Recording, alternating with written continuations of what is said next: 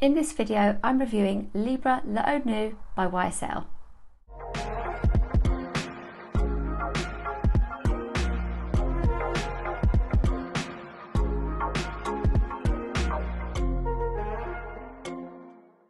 If you're new here, my name is Sarah and I'm a perfume reviewer. Please do subscribe and join this All the Perfume community. And if you're not new, welcome back and thank you for all of your support, watching, liking and commenting on my videos.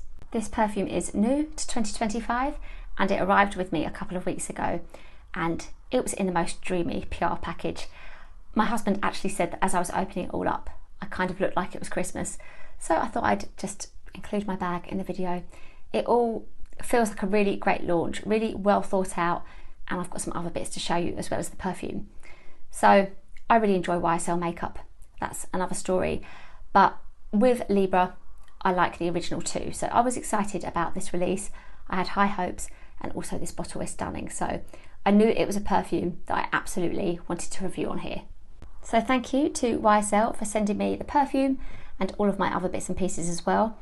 And we've got here this really stunning campaign with Dua Lipa, and she's in Greece for the shoot, and the perfume itself is meant to capture the feeling of a Mediterranean summer. And the formulation is really unique. This is an alcohol-free perfume. It is oil and water inspired by Moroccan rituals. And I will show you in my review as well how it sits on the skin, because it is about how it gives you a radiant finish on your skin. It's meant to feel quite nice too as a scent. It's something different in that it is alcohol-free. So yeah, let's get into it. With this edition of Libre, the perfumers said they really wanted the orange blossom of the original to take centre stage, and actually they even cultivated a unique orange blossom quality that's unique to YSL now. So it's in there. That orange blossom of the original is in L'eau Nue. You've also got bergamot, green mandarin and also lavender. The perfumers say that all of the ingredients actually behaved so differently in the water formula that they had to rebalance the whole structure of the scent to make it work, but that they're really pleased with how it's turned out. So my first impression, and I will do a little bit on the, where can I do this, on the skin so I can show you how it looks as well. Let's see how that sits. Did I do it on the blotter? I didn't know.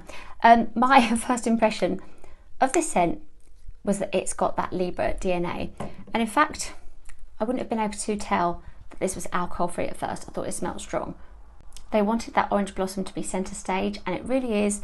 And as I talk about a lot in my videos, it gives you that designer perfume smell. Smelling like quality, not light like you might think from the name. A name that's got the word water in it basically. It doesn't come across in this, it smells strong. You've got that lovely citrus in here, and citrus is so popular at the moment. And in fact, even in the last couple of hours, I've had emails talking, well, an email talking about citrus perfumes for the summer. So if you're after that, if that appeals to you, you've got your citrus in here from the mandarin and the bergamot. And it is designed really to be that summer scent, capturing the feeling of the Mediterranean summer. And YSL, of course, have it launched nationwide for July. It had a little pre-launch in Selfridges as well. And it does feel like it's got that summery boost from those citrus notes. And then when I read that they wanted like a freshness and a radiance with it, I realised that it actually reminds me of Britney Spears' Radiance perfume.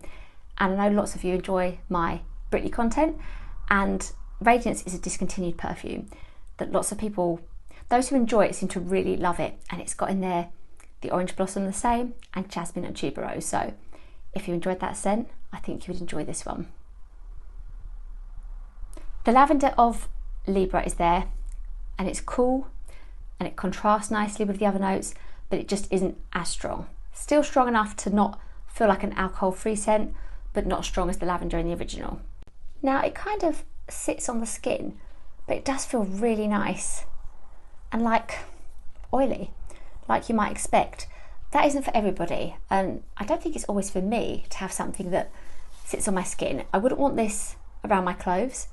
Maybe it's better because it's alcohol-free, but on bare skin, I'm happy to have this and it feels nice. And it was only yesterday I saw Mona Katan talking about putting perfume on your hands. Her usual perfumes with alcohol in, that is, as well. And this is one that you could certainly put on your hands and feel good about. So wearing our fragrance in a new way, it does sit there, but you can massage it in and get it more blended basically. I've compared L'eau Nue to the original Libre a little bit, but this launch has made me revisit the original, and I'm so glad that it has, because thinking about it, I nearly parted ways with this perfume this year, thinking that I just wouldn't reach for it again. I think I'd gone off it a little bit as well, but I'm really glad I didn't. Yeah, I've mentioned that the lavender is in this perfume too, just not as strong, and of course that orange blossom that's in this, the house wanted to make the centre of L'eau Nue. With this one, when I smelt it only yesterday, I was so surprised at how strong the blackcurrant note is. I love blackcurrant in perfumes. That's really great in the top of the perfume. And I do associate this with its lavender for sure. It gives a clean effect overall. And you've got a lovely sweet vanilla in the dry down that's quite comforting, that's quite wintry. And I feel like these two perfumes are similar when you're not smelling the original. To just smell L'eau Nue feels like, oh, it's Libre. It's Libre but alcohol free, to, you know, massage into your skin, to wear in a different way. But when you do actually smell this, the blackcurrant is there. You've got mandarin orange in this one as well. You've got some jasmine. They are different scents, and that's no bad thing. They share the DNA, they're similar, but this is still a different scent in its own right. And this is, for me, the winter counterpart to L'eau Nue, which clearly is marketed, made for summer, meant to be worn in that way, really suits bare skin. But this, the original Libre, is a winter scent for me for sure. Before I forget, I need to show you this magazine. This is what I mean about dreamy PR. I am a lover of magazines. I was that person who used to have about 3 a week. I used to read my mum's magazines as a child, and yeah, I need to get back to having a magazine and sitting and reading cover to cover, because it's one of those very few things that is relaxing. But for Libre L'eau Nue, YSL even gave us a magazine, and that is where I read a lot about the perfumers' intentions for the scent and their, you know, reformulating it to make it work as oil and water. And this is just beautiful. So I wanted to just show you, you know, when a launch just feels well done and like it's cared about. That's what I love about this. It just feels like quality, and I think I'm keeping this as a little bit of a keepsake to the fragrance. Is it worth it? Is Libre L'eau Nue worth the money? Well, for a 50ml bottle like the one I have here, it's retailing at £81, and the 100ml bottle is retailing at £112. At the moment, that is more than I would want to pay, but I would want this perfume. I'm going to say, I'll repeat myself a little bit like I'm sure I always do. Some of the good things about this scent, some of the unique selling points, I would want it in my collection. I think it'll go down in price. It's still new. These perfumes go down in price, but I think part of my problem is that I get set in my ways with my pricing. I expect to pay for things what I paid 10, 15, 20 years ago, and that just isn't the world we live in anymore. I would want to pay about £60 for a 50ml bottle of this. I love the white bottle. I love that you can appreciate this on its side. That looks so gorgeous. It does feel like great quality. I love that the alcohol-free formula means the brand's talking about, you know, massaging into your skin. You can use it as a hair mist. That's something really enjoyable about this. And it works as a summer scent, and we're in summer. So while I would want to wait for the price to come down, I could see why somebody would want to buy it right now. Or indeed, if you live in a country that is already warm, you don't need to wait for summer or that time of year to enjoy it. So if you want to spend £80 on a perfume, then I think this is a really beautiful release.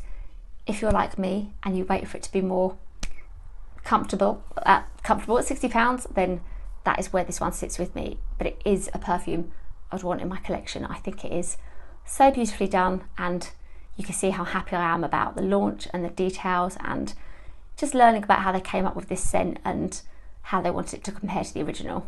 Thank you so much for watching, and please do let me know if this perfume appeals to you. Are you going to go and try it, or have you tried it already? And maybe you can let me know what you think, or about any of those other flankers. There are some amazing looking bottles in this line. Please do give this video a like if you enjoyed it, and remember to subscribe as well. You can go and find me over on Instagram, TikTok, and also my blog. Thank you again, and I'll see you in my next video.